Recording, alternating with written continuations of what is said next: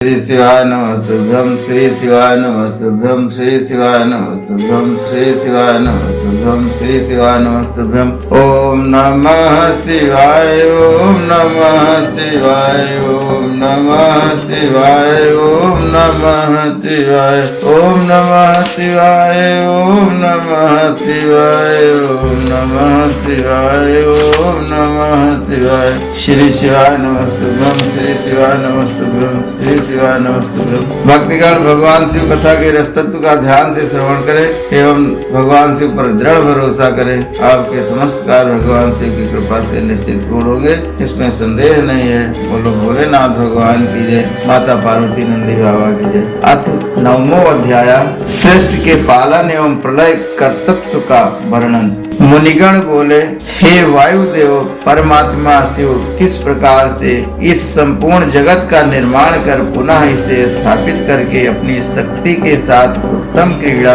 करते हैं। यह संसार सर्वप्रथम किस प्रकार से उत्पन्न हुआ, किसने इस संपूर्ण जगत का विस्तार किया और विशाल उदर वाला कौन इसे बाद में ग्रास बना लेता है। वायु बोले, सबसे पहले शक्ति की उत्पत्ति हुई, इसके पश्चात शांति पद उत्पन्न हुआ, तदंतर शक्तिमान प्रभु शिव से माया एवं अव्यक्त प्रकृति उत्पन्न हुई। प्रथमोत्पन्न शक्ति से शांति तीत पद, इसके पश्चात शांति पद, तदंतर विद्या पद, उसके आगे प्रतिष्ठा पद और उसके आगे निवृत्ति पद क्रमशः उत्पन्न हुए। इस प्रकार मैंने ईश्वर प्रेरित सृष्टि का वर्णन संक्षेप में किया है। सृष्टि की उत्पत्ति अनुलोम क्रम से होती है और प्रतिलोम क्रम से उसका संहार होता है। इन 5 पदों से उपृष्ट सृष्टि के अतिरिक्त एक रुष्टा भी कहा जाता है। अव्यक्त कारण जो 5 कलाओं से व्याप्त है तथा जिससे इस विश्व की उत्पत्ति है और जो चेतन से अधिष्ठित है, वह व्यक्त महत्त्व से लेकर विशेष तत्व पर्यंत इस संसार की सृष्टि करता है। यह सर्वसम्मत है, फिर भी इसमें अव्यक्त तथा जीवन का कृतत्व नहीं है। प्रकृति के अचेतन होने से और पुरुष के अज्ञानी होने से प्रधान परमाणु आदि जो कुछ भी है सभी अचेतन ही है।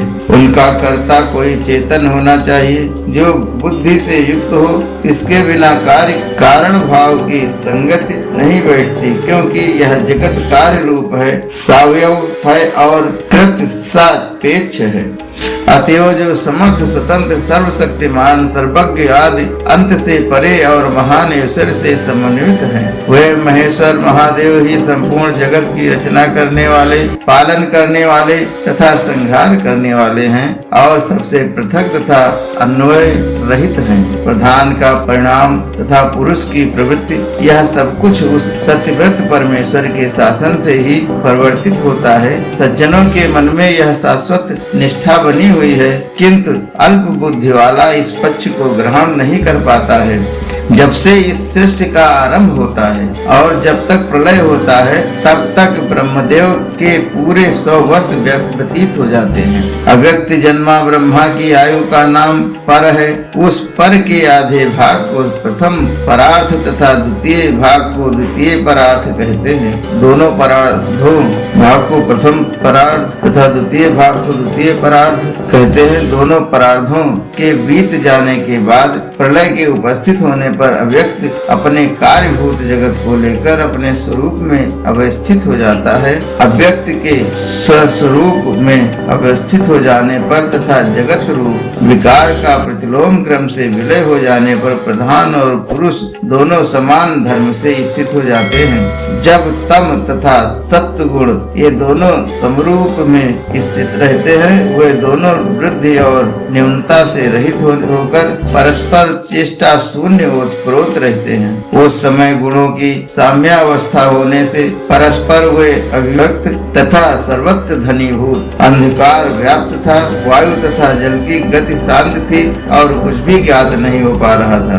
उस समय जब संसार में कुछ भी प्रतीत नहीं हो रहा था, तब एकमात्र महेश्वर ही विद्यमान थे। उन परमात्मा महेश्वर ने उस संपूर्ण माहेश्वरी रात्रि को व्यतीत किया। रात्रि के अवसान तथा प्रभात के आगमन पर उन्होंने उन्होंने माया के योग से प्रधान तथा पुरुष में प्रविष्ट होकर उनको क्षुब्ध कर दिया। इसके बाद परमेष्ठी की आज्ञा से अव्यक्त से पुनः उत्पत्ति और लय के निमित्त सभी प्राणियों की सृष्टि हुई, जिनकी इच्छा के द्वारा यह विचित्र विश्व उत्तरोत्तर उत्पन्न हुआ था, जिनकी शक्ति के मात्र एक अंश में यह समस्त जगत लय को प्राप्त हो जाता है। मोक्ष मार्ग को जानने वाले लोग, जिन्हें मोक्ष मार्ग का नियामक तथा आत्म स्वरूप बताते हैं, उन सर्व लोग विलक्षण परमेश्वर को नमस्कार है। बोलो भोलेनाथ भगवान की जय, माता पार्वती नंदी बाबा की जय। श्री शिवाय नमस्तुभ्यं, श्री शिवाय नमस्तुभ्यं, श्री शिवाय नमः। डमरू वाले से मिलना बड़ा जरूरी, डमरू वाले से मिलना बड़ा जरूरी। जो मैं होती पवन बसंती झोंका बन के आती, जो मैं होती बेल चमेली चरणों में छिप जाती। बन न सकी मैं हवा का झोंका, ये मेरी मजबूरी। डमरू वाले से मिलना बड़ा जरूरी, डमरू वाले से मिलना बड़ा जरूरी। हर हर महादेव, हर हर महादेव, हर हर महादेव।